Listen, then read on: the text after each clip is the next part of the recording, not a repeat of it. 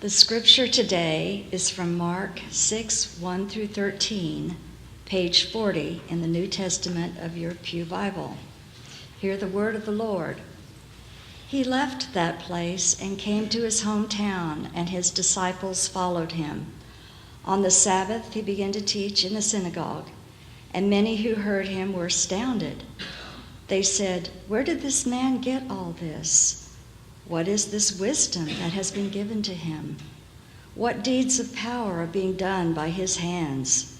Is not this the carpenter, the son of Mary and brother of James and Joseph and Judas and Simon? And are not his sisters here with us?" And they took offense at him. Then Jesus said to them, "Prophets are not without honor except in their hometown and among their own kin and in their own house." And he could do no deed of power there, except that he laid hands on a few sick people and cured them. And he was amazed at their disbelief. Then he went about among the villages teaching. He called the 12 and began to send them out 2 by 2, and gave them authority over the unclean spirits. He ordered them to take nothing for their journey except a staff, no bread, no bag, no money in their belts, but to wear sandals and not to put on 2 tunics. He said to them, "Wherever you enter a house, stay there until you leave the place. If any place will not welcome you and they refuse to hear you, as you leave, shake off the dust that's on your feet as a testimony against them." So they went out and proclaimed that all should repent. They cast out many demons and anointed with oil many who were sick and cured them. Thanks be to God.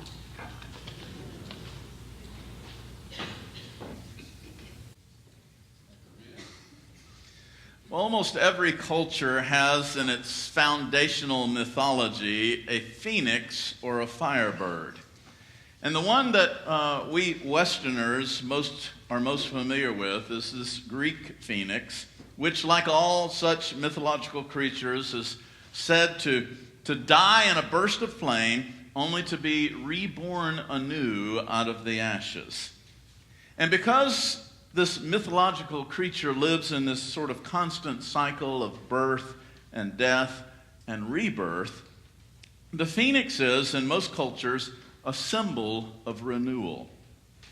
While early Christians rejected any literal interpretation of the phoenix myth, they did adopt this mythic bird as a symbol for Jesus Christ, Easter, and resurrection.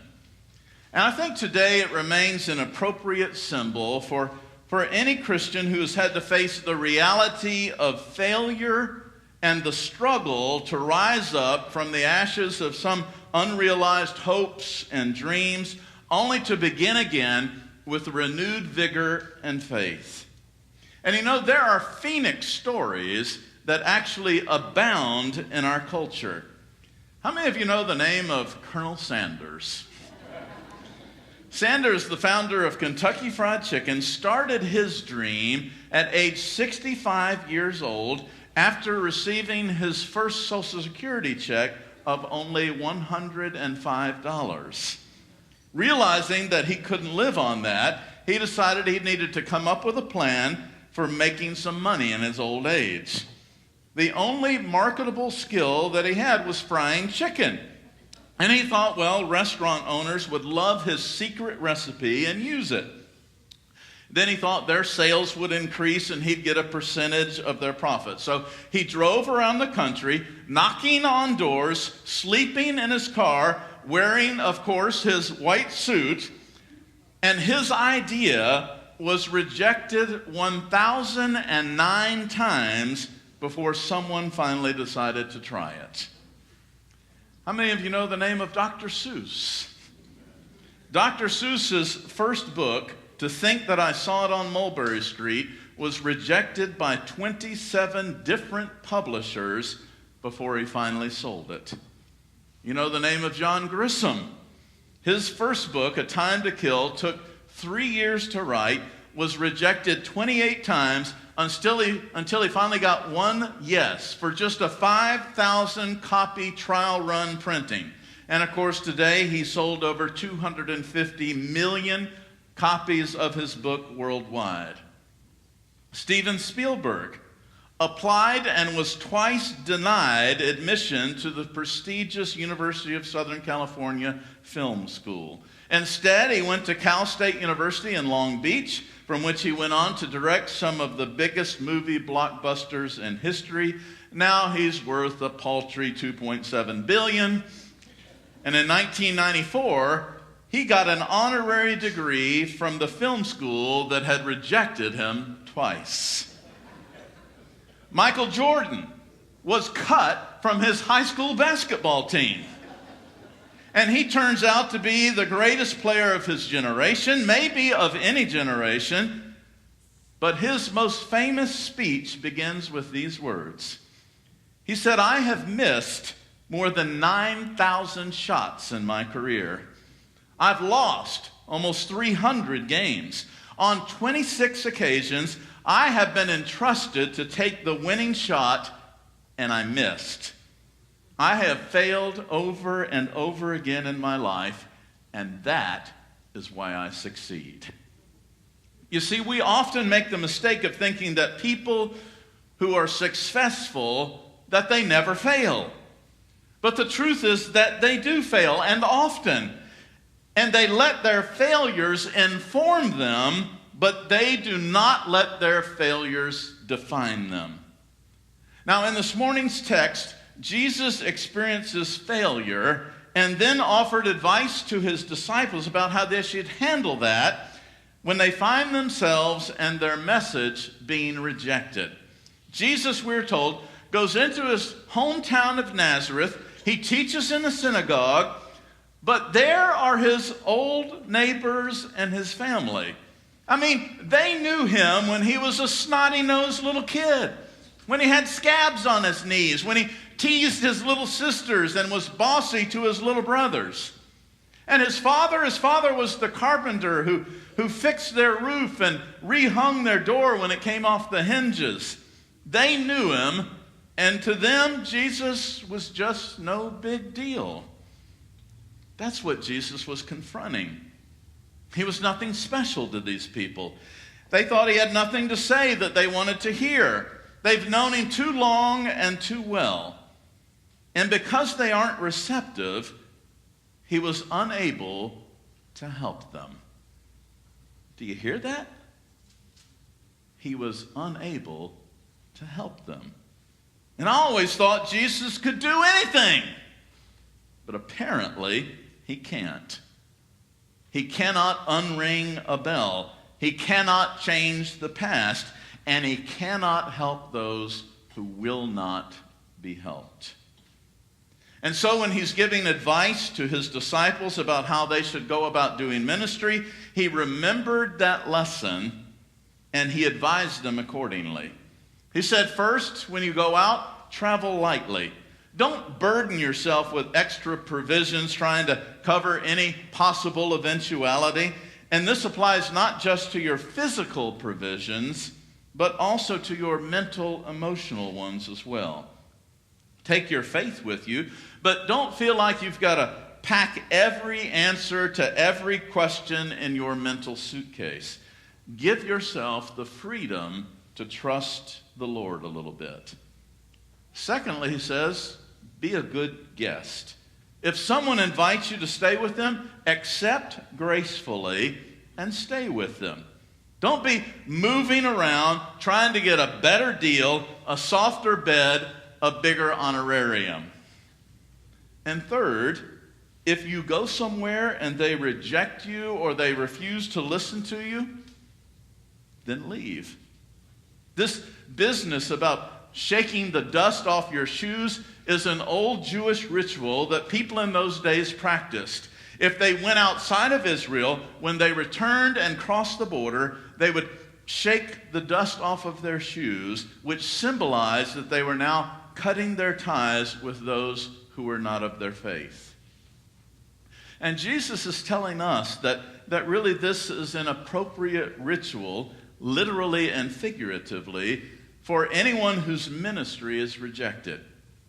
So if you're a doctor and you tell your patient to stop smoking and he doesn't, if you're a teacher and you tell your students to do their homework and they don't, if you're a dentist and you tell your patients to brush and floss and they don't, if you're a dietitian and you give your clients a diet plan but they don't follow it, well, there's only so much responsibility that you can take for other people, right? Sometimes you have to just kick the dust off of your shoes and move on. But it's not always easy, is it? I mean, we feel responsible.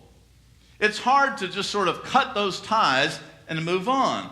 So I think God has given us 4 things to help us let go of this sense of failure. And actually, I'm sure God's given us a lot more than 4, but 4 is all we're going to talk about today because I know you want to go home at some point. First is grace. You know, we're not saved by our success rate. We're not saved by our ability to meet our goals. We're not saved by our accomplishments or our achievements. We are saved simply by God's loving, forgiving grace. God's unconditional love for us, and that's it. Period. So if we fail, we don't need to worry that our value as a human being is somehow going to be lessened, that God is going to love us less, that Jesus is going to reject us at the pearly gates. Our failures do not count against us. They are, as soon as we let loose of them, a part of the past that has been relegated to the dustbin of history. We can let go of our failures because we're not saved by our success. Secondly, we have this capacity to learn. You see, we can learn from our failures. Think of each failure as a can full of some delightful beverage that we'll call meaning. You fail at something, and there you stand with this can in your hand, and you just can't bring yourself to throw it away, to let it go. Well, what we need to do is we need to pour the contents of that can into another vessel, a vessel called memory. And then we can just throw the can away. And we keep those contents in our memory just long enough for it to nourish us and refresh us with meaning. We learn from it, we grow from it, and then we let it go. We can let go of our failures because we have learned from them. We've let them inform us, but not determine our future choices. Thirdly, we have this capacity for story. Any of you like to tell a good story? Or hear a good story? Each failure is actually a story to tell. To tell with humor, with grace, with wit, with fun, so that others can learn from it as well. You see, we don't have the right to hoard our failures to ourselves. Our failures are actually gifts that have been given to us, and we owe it to the world to share them with others.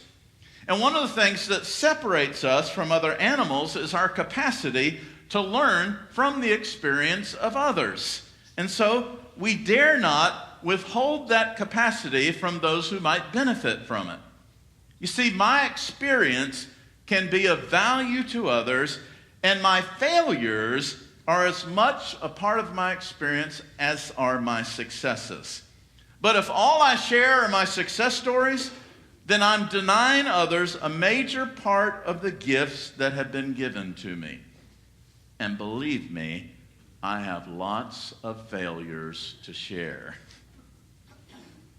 But we can let go of our failures because they are occasions for learning, not just for me, but for others as well.